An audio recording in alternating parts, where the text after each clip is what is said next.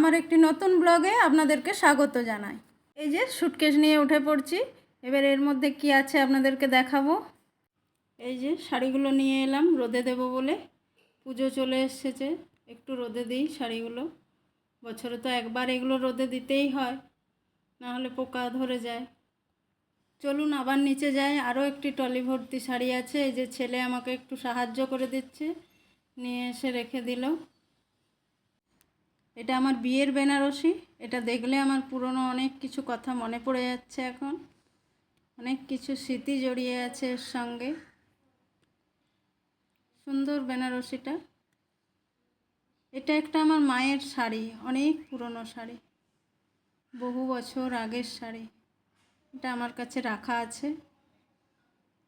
চলুন আবার সমস্ত কিছু রোদে দিই। এটা একটা নতুন শাড়ি, এটা একটা গিফটে পেয়েছিলাম।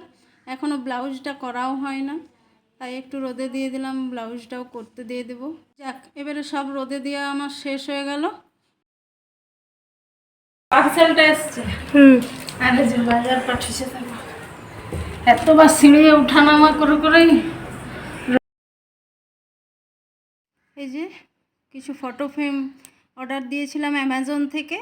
রাধাকৃষ্ণের ছবিটা দেখে কি ভালো লাগছে, কি সুন্দর ছবিটা। আর একটা বৌদ্ধদেবের ছবিও এসেছে, আর দুটো ফ্লাওয়ার ভাস। খুব সুন্দর দেখাচ্ছে, কোয়ালিটিও ভালো আছে। চলুন এগুলো রেখে দিই, আর ভিডিওটা বাড়াচ্ছি না, অনেক সময় হয়ে গেল। ঘুরে আসি আবার পরের ব্লগে।